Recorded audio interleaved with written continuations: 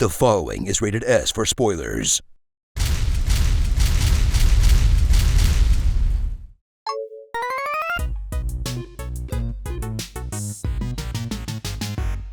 From the developers of one of the most finely tuned open-world games that has ever been made, that kinda got shoved to the background by Breath of the Wild coming out right after it, comes the sequel that finally gives the Horizon series a chance to shine.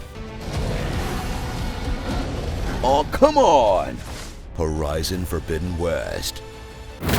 Leap into the truly cursed franchise that is Horizon, as Forbidden West comes correct with a revamped open world, chainsaw jaw-dropping visuals, and a brand new array of gun-filled dinosaur robots with an increasingly elaborate narrative to justify them, none of which seems to help their extremely unlucky release timing in the first PS exclusive that might actually make you consider buying one. If you could anyway, because somehow you still have to sell your kidney on the dark web to get it. Follow Aloy on the road trip of a post-apocalyptic lifetime as she travels to Las Vegas, San Francisco, and some building in Utah, where you'll navigate through dynamic landscapes filled with lakes to swim through and mountains to scale, where instead of the obvious yellow marked handholds to use, they give you a spaghetti's worth, as cliffs light up like a construction site full of yellow highlights, until it throws you back into the Uncharted thing anytime you're in any sort of important area. Then wiggle around like a ginger dolphin with the new swimming mechanic that lets Aloy explore beautiful underwater ruins with convenient plants to hide in. Just don't think too hard about how she learned to swim like an Olympian while growing up in the outskirts of a tribal community in Colorado. Then do the usual open world thing of discovering chests, uncovering ruins, and doing climbing puzzles, checking off the usual Excel sheet of objectives that would all be a lot more interesting if Aloy didn't solve any challenge you run into before you even had a chance to process it. I should take a look at the bottom of the crane's arm. Maybe I can use my weight to make it drop. I think this is an elevator. We get it, Aloy. You're a nerd. Discover the continuation of one of gaming's most interesting science fiction narratives that at a time of typical tropes and formulaic stories shined as something unique, even if it boils down to a child's fantasy about robot dinosaurs, as the previous game's Terminator-esque End of All Mankind reboots once again.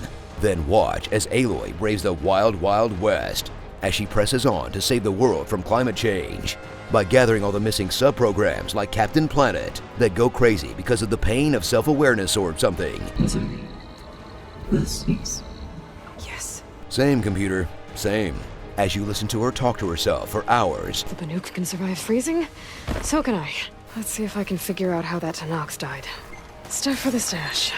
To collect the literal plot devices, all while gaining the respect of the indigenous people by beating them all up, to eventually encounter the Zeniths, a group of space jerks in Mass Effect cosplay who show up and change the entire genre of the game you've been playing for like 4 hours at that point, as you discover that they were just extremely rich people that kept themselves alive for 1,000 years, and the real villain ends up being a mega billionaire with no regard for human life who shot himself into space and looks a lot like Jeff Bezos. Oh, I get it. In a narrative that hasn't lost any of its unique flair and intrigue, partially because it's starting to seem more and more realistic. I mean, at least they get giant robots at their apocalypse. What do we get? Twitter? Slide around like you're Marty McFly into a cluster of frenetic robot combat, where you'll sling arrow after arrow in an attempt to bring down all the newly designed Toyota Corollas with legs. Then prepare to get completely pummeled, where you'll get demolished by projectiles with a ridiculous radius and always some annoying status effect, or enemies that just straight up jump across the map at you, as your arrows bounce impotently off any place that isn't a weak point. Then stop all combat to constantly open your radio menu and craft the ammo for the element that you think they'll be weak to, until every fight starts to feel like being in an AP Chem class. Then just say screw it and set a bunch of IEDs around the field until everything blows up, and hope you can fill out your Valor bar so you can use one of your skill tree specials that you'll absolutely need after getting crushed to death by a crocodile for the 5th time, until you finish your epic battle against the robot behemoths and have to spend another 15 minutes picking up scrap in a battle system that feels like an accurate portrayal of what it would be like to fight a tank with a bow. And I know they have a very robust custom difficulty setting that lets you fight at your comfort level, but I've been way too conditioned by gamer culture to even consider putting a slider down for a reason as trivial as having fun. So get ready to pick those berries and have a dino-rific time in a game, despite its graphical grandeur and more than competent design, can't seem to catch a break. Look, you really want to win Game of the Year? Let us ride the dope Spinosaurus with the lasers. No Breath of the Wild is gonna top that. Starring Nora the Explorer, the only guy in this game who gets any action. Droopy dog. That's Zoe Raven. Dave Bautista that got his face painted at a carnival. Manic Pixie Seed Girl. Beloy. Lance Reddick playing himself. Infinity Trinity.